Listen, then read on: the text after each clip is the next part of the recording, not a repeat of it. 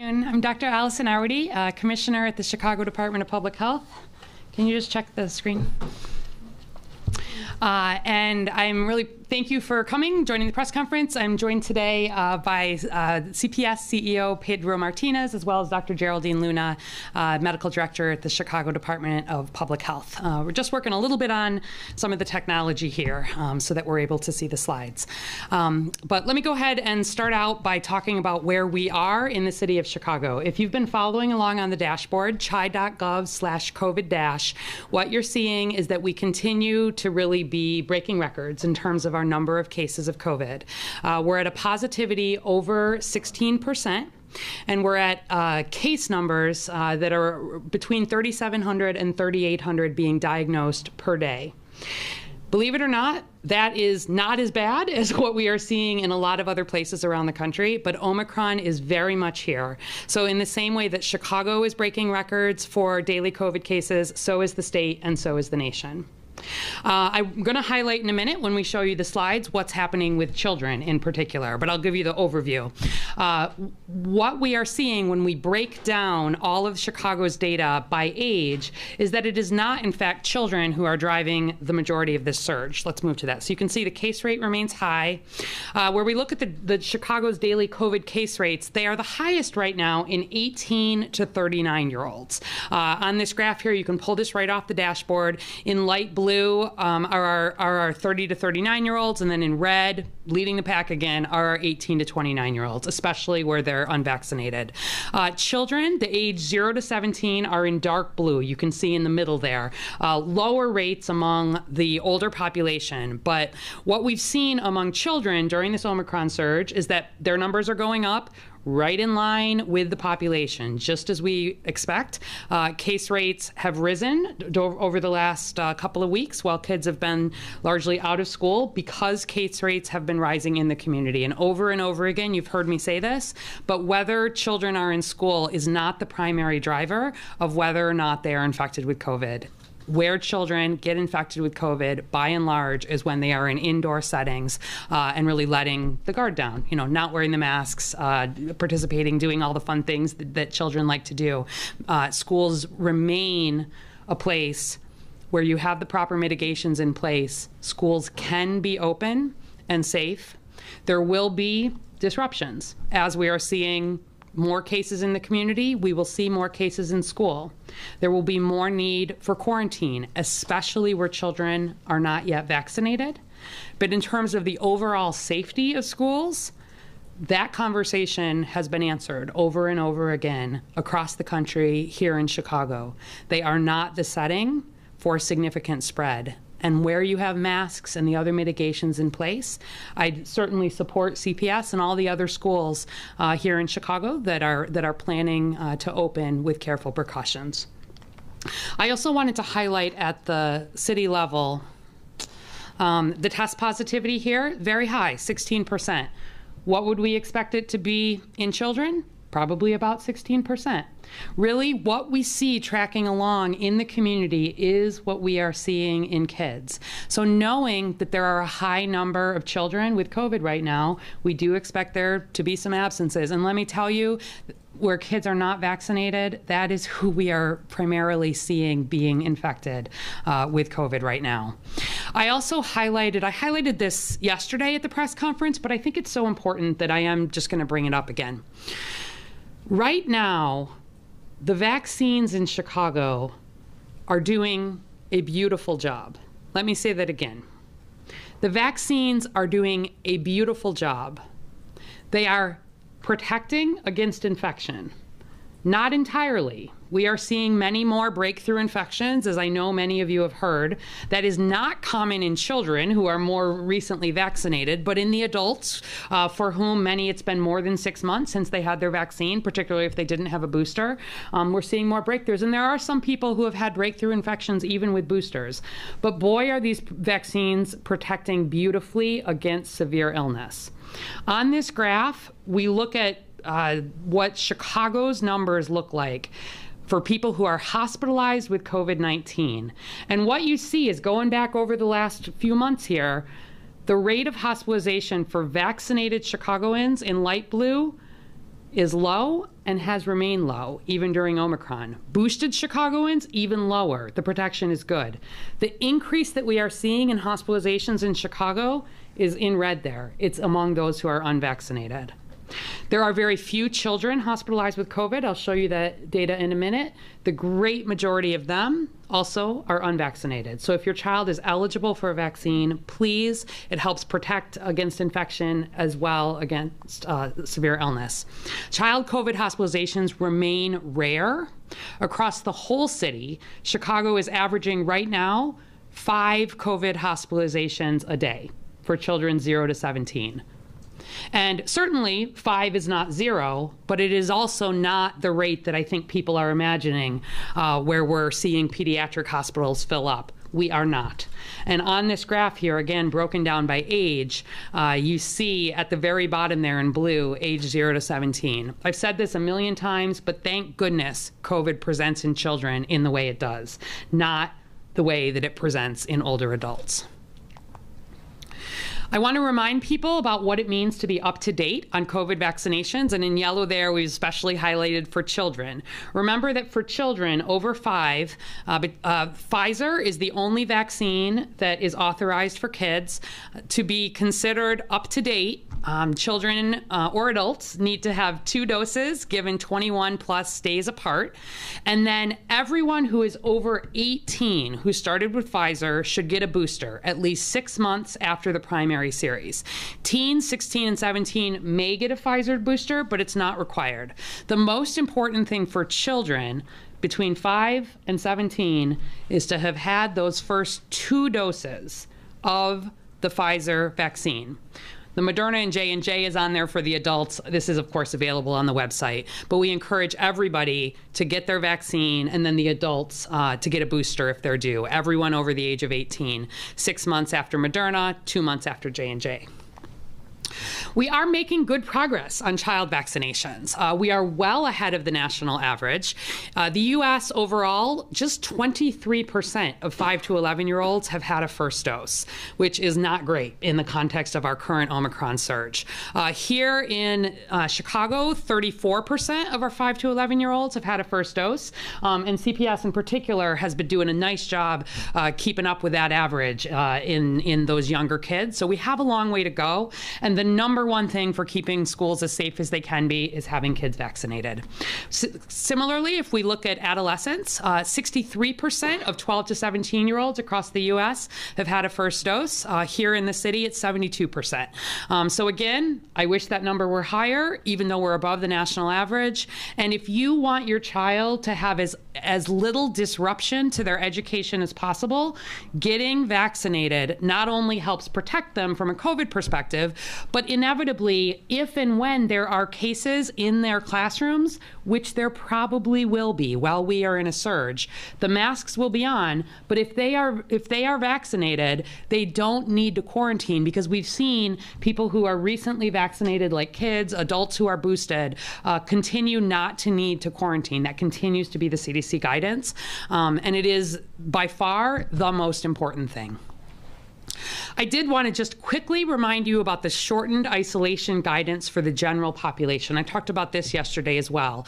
But the update from the CDC is that regardless of vaccination status, this would be for adults, children generally, and we are waiting, to be clear, for some final guidance from IDPH around whether there may be adjustments to this in the school settings. I know there's conversations. But broadly, I wanted to talk about why this isolation guidance is shortened. If, regardless of your vaccination status, if you test positive for COVID-19, first of all, treat that test as a positive. You do not need to go out and be repeating a positive at-home test in a medical setting. Treat a positive as a positive. We need you to isolate. We need you to stay home and isolate for at least 5 days. After 5 days, if your symptoms have resolved, you can leave the house. But You must continue to wear a mask around others for an additional 5 days, and you should avoid contact with high-risk people. If you're still feeling sick or you have a fever after 5 days, you need to continue to isolate. You need to stay home, to complete even up to that 10 days until you're feeling fine. And the reason for this is that as we've seen these new variants develop, Delta, now Omicron, what we're seeing is everything gets sped up from a COVID perspective. It is taking less time from when someone is exposed to COVID to potentially develop infection. It is taking less time to develop symptoms. It is taking less time that someone may be infectious, and it is, for many people, taking less time to recover. A lot of that is because many more people are vaccinated. And where we see people be vaccinated and boosted, quite commonly, where we're seeing breakthrough infections, it's a mild infection. And really within a few days, people are feeling fine again. In that setting, it is absolutely fine to be able to come out of that isolation. We continue to look at more sensitive settings, and we can talk about the details there. But this has to do with data from the CDC that really showed after 7 days, there's virtually no risk of transmission at this point. And in that 5 to 7 day window, there's some depending on whether people have been vaccinated, underlying conditions, et cetera, but the risk drops a lot. And the feeling is that in the general population, combined with masking, et cetera, the risk really is very low. So what do we do as a community to protect ourselves? We vax up, including boost up, we mask up, we back up, we wash up, we test up. And that's what CPS, has been doing, as well as a lot of, CEO Martinez is going to remind folks about this. But a lot of the investments that have been made over the last couple of years related to improving ventilation, really thinking about systemic ways. This is why we are confident that schools are a good place for children to be with the precautions in place. So what do you do if you have a child returning to school on Monday? Most importantly, make a vaccine appointment for anyone in your home, child or adult, who is not up to date with COVID vaccines. And for the adults, that includes boosters. Number 2, make sure your child has a well-fitting mask that they are comfortable wearing. CPS has them available if children don't have them. We've been getting questions about masks, and I just wanted to let you know the most important thing is that it is a mask that you or your child will actually keep on their face, and that everybody in a classroom or in a general setting is wearing it. The most important thing that mask is doing is keeping your germs to yourself, source control. If you are interested in a higher quality mask, the most important thing is that it actually fits you well or fits your child well. And so there's lots, if you look online, there's lots of examples of things you can do. These paper surgical masks are good, and I know CPS has some and is getting millions more should there be need. And you want to make sure it has a nice nose piece. For example, you want to tie the ears so that it's nice and has a tighter fit on your child's face. And one thing you can do, if you're extra concerned, we've been recommending people can wear one of these masks, and then right over top, you can wear your cloth mask. That adds additional layers of protection, but the most important thing is that they have a mask that they can keep on. If you want your child to wear a child-sized KN94, KN95, you're welcome to do that, but it's got to feel comfortable for them. And the most important thing is just there are multiple layers and it stays on. So if you're thinking about having your child wearing a different mask than they were, have them practice before going back to school on Monday. And know that CPS is also working on this. And then finally, true for kids, true for adults. There's been a lot of testing. We're going to hear about this. There's going to be more.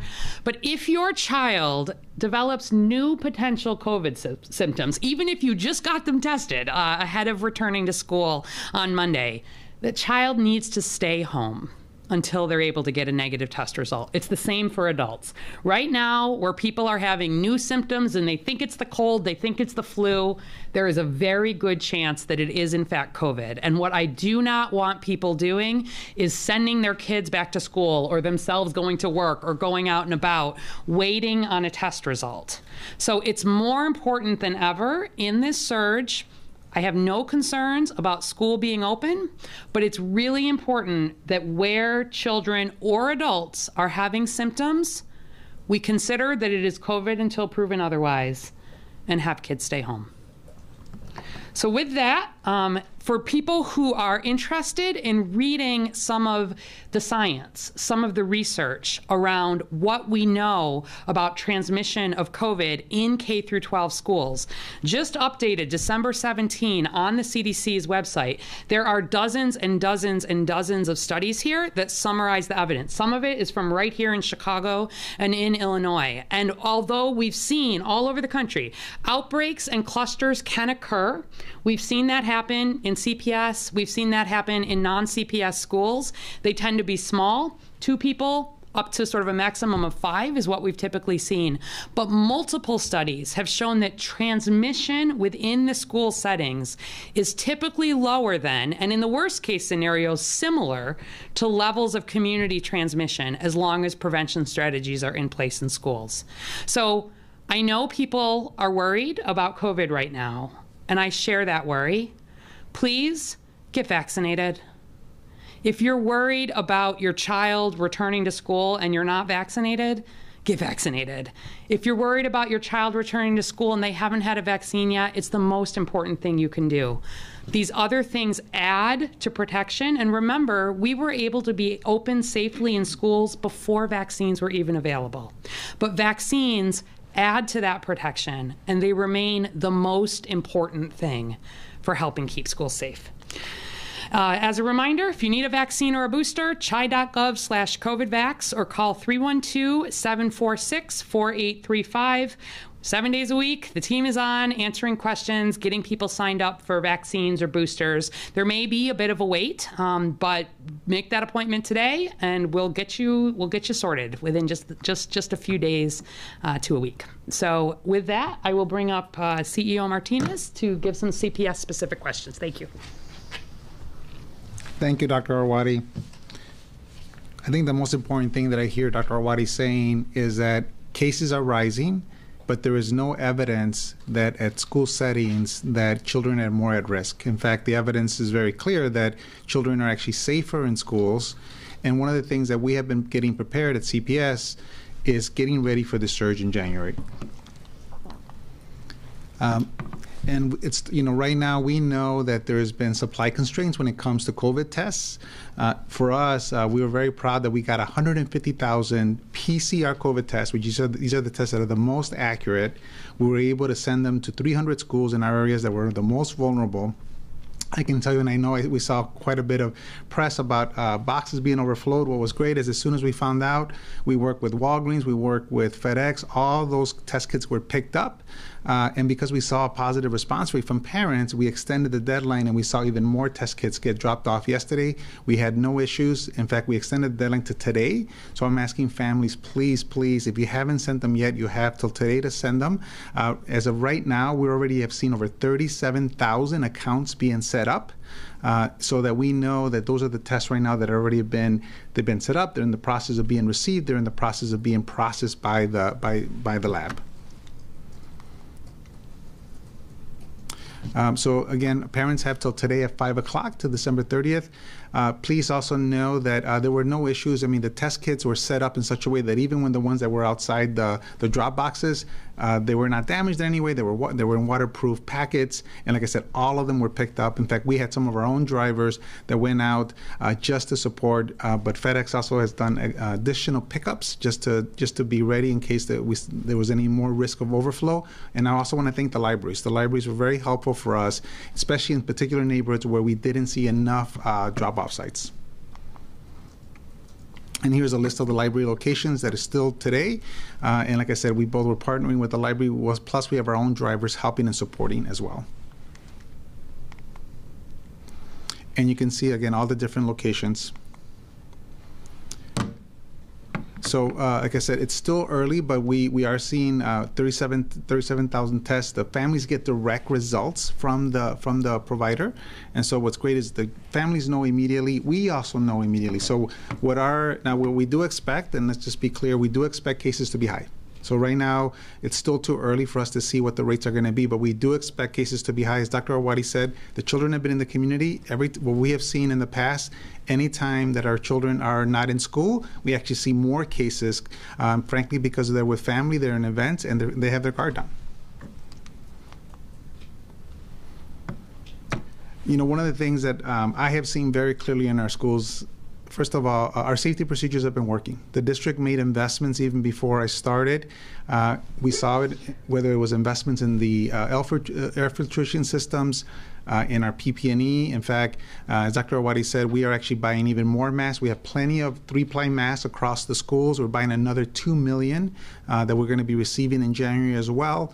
In addition, we will have our COVID testing continue next week. We're up to about 40,000 in capacity. We also are going to be getting a steady supply of home tests. So one of the reasons that I was such a big supporter of this initiative around the home test, first of all, they're PCR. They're the most accurate. Second, and they're processed by labs. Once the families set up an account, the account is already set up. So what our plan is, and this is what we've been saying, we expect cases to rise in the month of January. We expect that, and so therefore, one of the things we're going to ask parents is to be patient with us. If we see a risk of transmission, even before contact tracing even begins, we're going to transition that classroom to remote. We will then provide home tests to the children. They'll be able to take the test on about the 5th day. If the test comes back negative, we're able to bring them back early.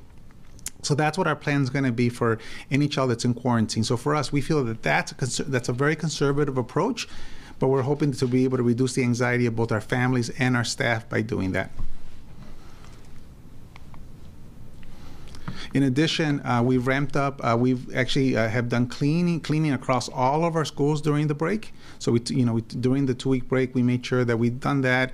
We added over 60 nurses to help us with contact tracing after hours. So we already had increased our contact tracers from 10 to 50 since the fall. We added another 60 specifically to work after hours and on weekends.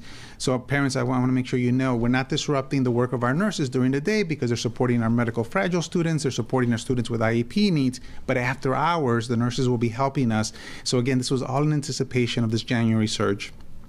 And one of the things I want to just make sure parents are clear. So we will be ready to receive your child on the 3rd.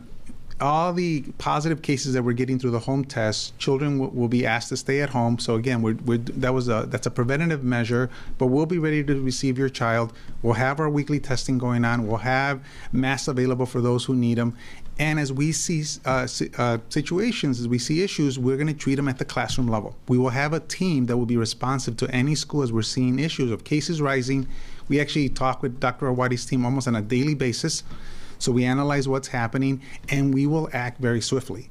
So the one thing that will be confusing, and I want to emphasize this, because you started hearing stories even before we went on break. Oh, ABC school just took X number of classrooms went remote. XYZ school just took more than half of their classrooms are remote. That is done on purpose by the district. So we are being much more aggressive on transitioning children to remotes, particularly in areas where we see a large number of unvaccinated children. That is by design. We're doing that even before we start contact tracing. So it is not because there's been an outbreak. It's actually been the opposite. We've been very aggressive. We've been more conservative in transitioning those children, and then we're still doing the contact tracing afterwards. As a parent, I'll tell you that's not the approach that I would like to take. In fact, most districts are doing the opposite. Most districts are actually doing less quarantine. They're actually being even less restrictive. But I have to acknowledge that there's a lot of anxiety among our staff. There's anxiety among our parents. So this is a conservative approach that we're going to use during this surge. But when I couple that with the home test, it also allows me to bring back children back in a safe and responsible manner. So again, I ask parents to be patient with us, but we'll be ready for the 3rd. We'll be ready to serve your children safely, and we'll work together with you as we see what's happening in the community. But right now, cases are rising, and we want to take this conservative approach.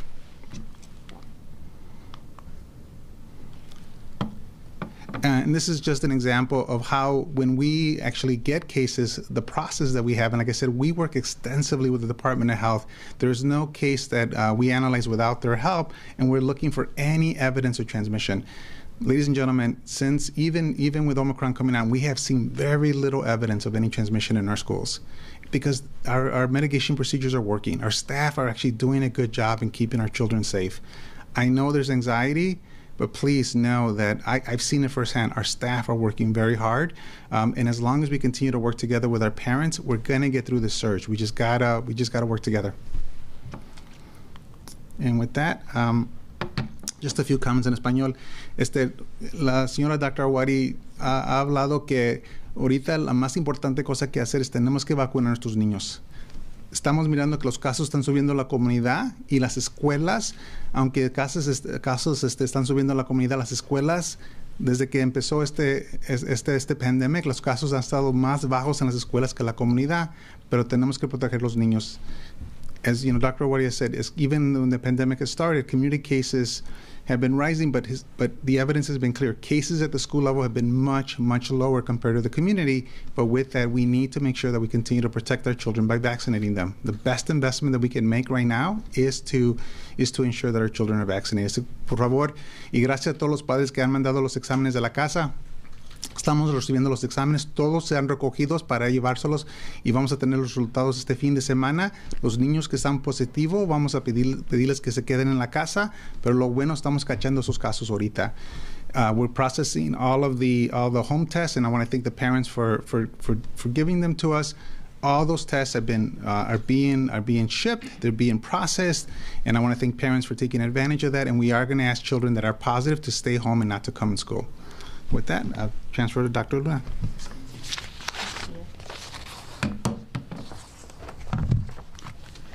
Muy buenas tardes. Yo soy la doctora Geraldine Luna, directora médica del Departamento de Salud Pública de Chicago.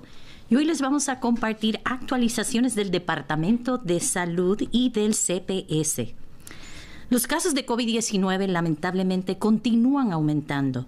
Nos encontramos en un momento histórico en el repunte. Los casos de COVID-19 ahora son 3.772, promedio acumulativo, 11 muertes por día acumulativo, y la positividad de 8 de la semana pasada pasó un 16%, 16.7 esta semana. Y hemos visto días donde 533 casos, un día histórico, se reportó en contagios de COVID. Este es un número récord. Las hospitalizaciones, 755, y el uso de intensivo aumentó a 203. Por eso estamos extremadamente alarmados y alarmados también por la vacunación de nuestros niños. Ahora hay retorno a la escuela, nuestros niños se regresan a su salón de clases y solamente hemos visto que aun cuando nuestros grupos etarios, ahora de 5 a 11 años, son elegibles para recibir la vacuna, todavía nos encontramos en 34%. La protección del CPS es multicapa y la capa más fuerte y poderosa de protección para nuestros niños es la vacunación. Así que, por favor, padres, vacunen a sus niños, denle ese regalo para que empiecen su salón de clase, sus escuelas y puedan ir a su salón de clases protegidos. Es por esta situación que la CDC también ha publicado nuevas pautas de aislamiento y cuarentena, basadas en los estados de vacunación de las personas para minimizar el impacto anticipado en la capacidad de trabajadores esenciales de la salud, la primera línea de defensa, y también para proteger la continuidad de la vida en nuestras ciudades, en nuestras comunidades. Primeramente, asegúrese de tener sus vacunas actualizadas. Eso es lo que queremos hoy enfatizar, especialmente ahora que llevamos otra vez nuevamente a nuestros niños a recibir esa instrucción en persona que se ha demostrado superior a cualquier otro tipo de híbrido o cualquier tipo de instrucción. Si ha recibido Pfizer y Moderna en los pasados 6 meses, ya es elegible para la dosis de refuerzo. Y lo mismo con Johnson & Johnson en los pasados. Todo niño de 5 años en adelante es elegible para recibir la vacuna. Niños de 16 años en adelante son elegibles para el refuerzo. Y con esta nueva variante de Omicron sabemos que la inmunización es muy superior cuando recibimos nuestros refuerzos. Por favor, padres, no mantengan a sus niños alejados de esta protección que es tan necesaria para sobrevivir esta pandemia. Si ya terminó la miniserie primaria del COVID-19 de Pfizer y Moderna en los pasados 6 meses, ya pueden recibir sus refuerzos. Y una vez que constate que está al día en sus vacunas, ¿quiénes son elegibles para recibir la vacuna? Como ya les mencioné, todos los niños de 5 años en adelante. Todos los niños de 16 años en adelante también son elegibles para recibir sus refuerzos de vacunación. Si se ha infectado o tiene una prueba de COVID positiva, por favor, las nuevas pautas del CDC le requieren y le recomiendan que se quede en su casa por los próximos 5 días en aislamiento. Luego de que sus síntomas mejoren, ya se puede regresar con una mascarilla todo el tiempo para cumplir un periodo de 10 días de aislamiento, pero usando sus mascarillas que le cubran su nariz y su boca. Pero y aún así, si se siente enfermo o tiene fiebre, por favor, les recomendamos que continúen aislamiento hasta que sus fiebres y sus síntomas se resuelvan por completo. Si estuvo expuesto a alguien con COVID-19 y está al día en sus vacunas, puede usar una máscara y completar ese periodo de 10 días. Si es posible, si se presentan síntomas, por favor le pedimos encarecidamente que se haga la prueba de COVID-19 y se quede en su casa hasta que esa prueba sea negativa, confirmando que no tiene la enfermedad. Y si estuvo expuesto con alguien de COVID-19 y no está al día, por favor les recomendamos que se quede en su casa haciendo cuarentena por lo menos 5 días adicionales, usando luego la máscara, que es protectiva. Acuérdense, estas recomendaciones incluye el uso de máscara para que sean efectivas, basado en la nueva información, en las nuevas data que tenemos del COVID-19 con el Omicron. Para los días festivos que se avecinan y para proteger a nuestros niños, le repetimos otra vez, no salga, no viaje si no está vacunado. Procure que sus grupos sean pequeños y que todo el mundo esté vacunado en su grupo y que sean gente que conoce. Las vacunas continúan siendo protectivas, maravillosamente protectivas contra hospitalizaciones del COVID-19 y los refuerzos suman a esta protección. Actualmente los habitantes de Chicago no vacunados lideran el aumento de las hospitalizaciones por el COVID-19. Así que use una mascarilla que selle bien otra vez nariz y boca. Siga usando, acuérdense que es mandato usar mascarillas en los entornos encerrados. Y por favor, no circule, no vaya a fiestas que tengan personas no vacunadas médicamente frágiles. Considera siempre que no puede hacer distanciamiento social, usar siempre su mascarilla. Si haga lo posible, hágase prueba de COVID antes de asistir a cualquier grupo o reunión en estas festividades. Y anime a sus invitados también a que se lo hagan para esas reuniones de fin de año. Y si necesita información adicional, dónde conseguir su prueba de COVID-19 o dónde recibir la vacuna para el COVID-19, recuerdan chicago.gov, /COVID-test, o llame a la línea de ayuda del COVID-19 de la ciudad 312-746-4835 para recibir toda esa información.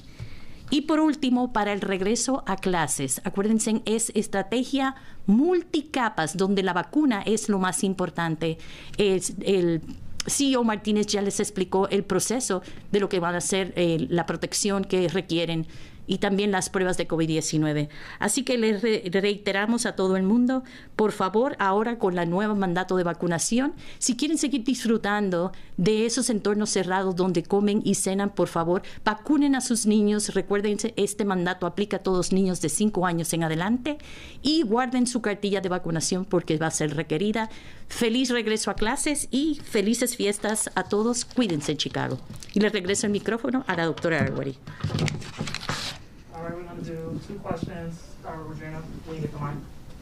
My first question, will there be any temperature checks? I know this was in the past, and I talked to some parents today, and they said they really would feel better if the temperature checks are reinstated. Will that happen?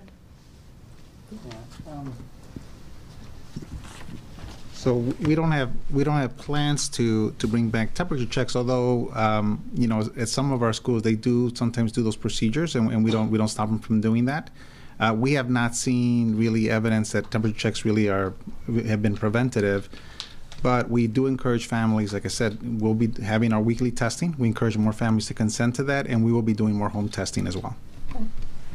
And I would just add, sort of more generally, that in the same way that you've seen temperature checks really not be used broadly in public, they really, by the time you're detecting somebody with a fever, they have likely had COVID for some time. And so really, the recommendation always is, you know your kids. If your children are seeming ill, take it seriously. You can take their temperature at home, but really the temperature checks, I think they help people maybe feel safer. But in truth, when we looked at the data, they didn't do a whole lot in terms of actually preventing spread.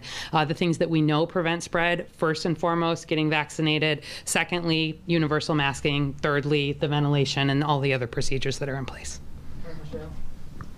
Thank you. Good afternoon. I have two questions for CEO Martinez, if I may.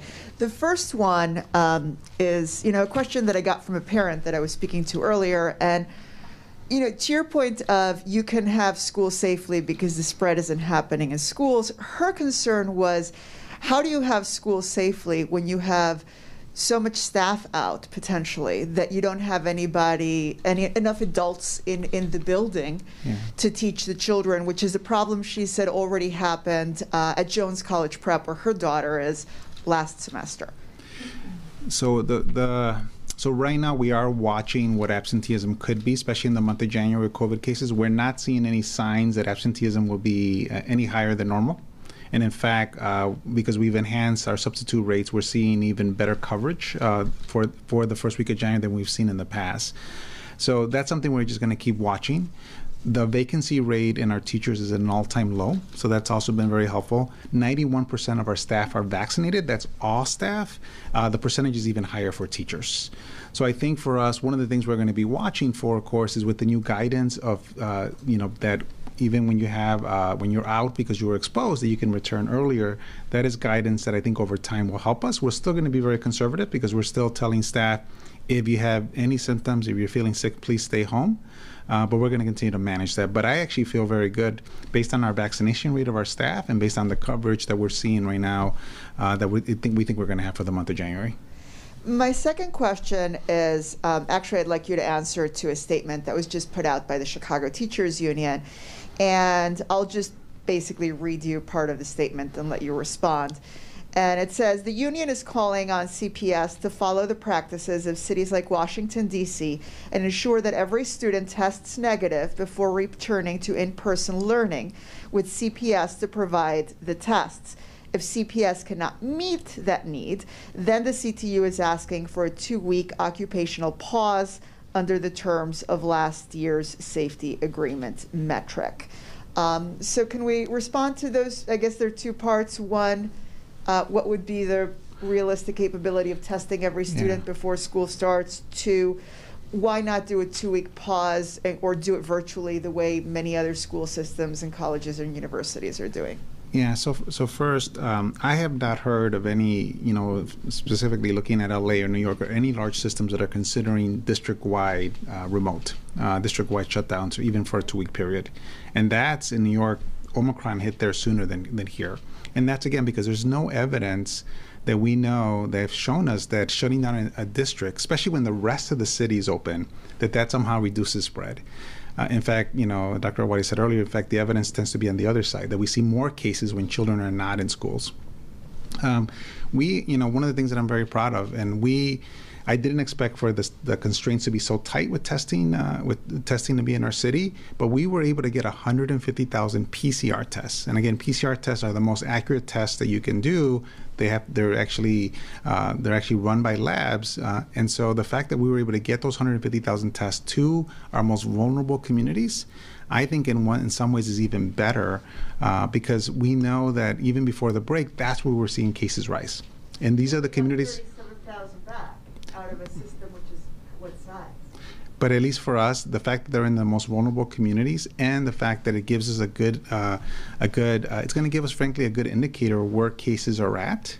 I think it's, again, a really good start. It's a really good start. Of course, we'll still have our COVID testing during the week. I wish we had more capacity. It's just, again, we just didn't start out the school year that way. But we've been building on that. And so right now, I feel very comfortable with us starting on the 3rd. Now, knowing, as I said earlier, we're going to take a very conservative approach. We are going to respond to the data. So as we see cases rising, as we see them in the schools, you will see more classrooms transition to remote. That is actually a more conservative approach than almost any other large school district that I've seen in the country. And that's frankly because I know the anxiety is high, and because I've seen how uneven the vaccination rates are. With that, and we're going to keep saying this, a test doesn't protect your child from COVID. Vaccination does. So again, for what I wish is that all of us would just join together and really encourage all of our families, especially families that are unvaccinated. Everybody knows of somebody who's unvaccinated. Help us to encourage them to get vaccinated. That is the best way to protect your child. All right, over to Ian. Dr. Martinez, what is the plan for parents who don't make this 5 p.m. deadline? What should they do? Yeah, it's a great question. So we're not taking the tests away. So I mean, the test is really, we bought it for the family, for them to have it. Here's the other thing I would also say about, the 37,000 tests so far. Most likely, just looking at human behavior, people that are taking the test are the families that are the most worried, right? Because their children were exposed, maybe their children have symptoms. They're most likely, they're taking those tests. And so for us, we think the data we're going to receive from those 37,000 tests is going to be very reliable, and it's going to give us a good indication of what's happening in those communities. So I think that's just very valuable information. And again, they're PCR tests. But to answer your question, this test will stay with the family even if they're unused. And then we'll work with the families, because again, it's their tests. And we'll work with the labs to be able to process them if they want to use them later. All right, thank you, everyone.